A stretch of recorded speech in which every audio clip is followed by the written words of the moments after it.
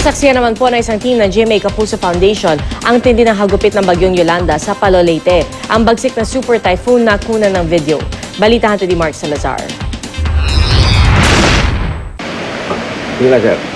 Alas 4 ng umaga pa lang, nagsimula ng lumakas ang hangin at alon sa bayan ng Palo, Leyte.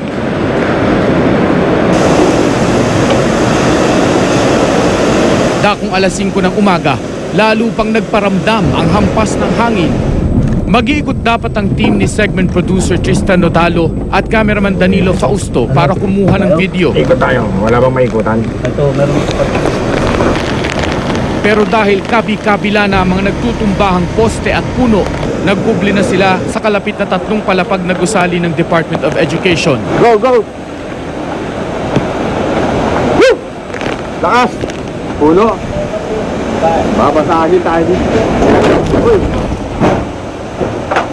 Sa loob ng gusali, naabutan ng team ang ilang pamilya na doon din lumikas.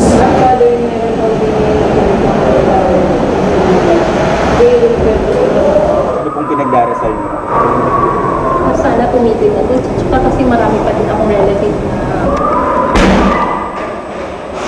Ma'am, pwede pa kayong makakuha niyo kasi Ang hangin umuungol sa lakas.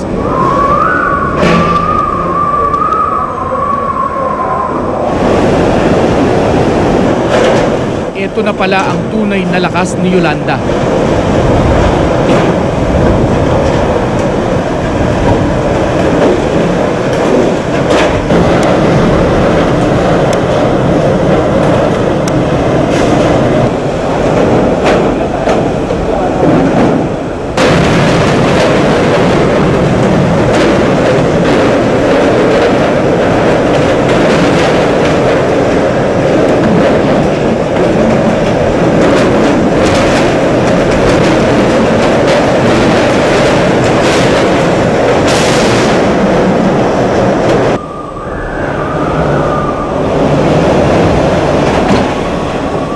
Sa lakas ng hangin, ang tubig mula sa dagat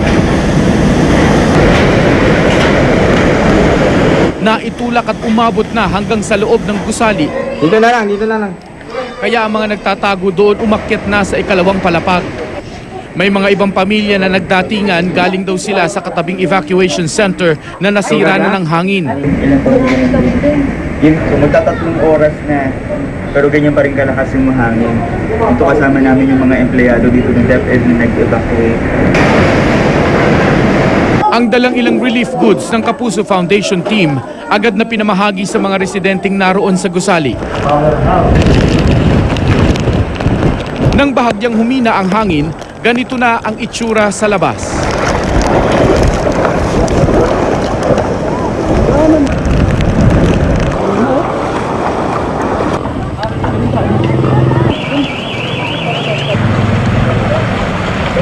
Pati naglalakihang barko na itulak hanggang sa kalupaan.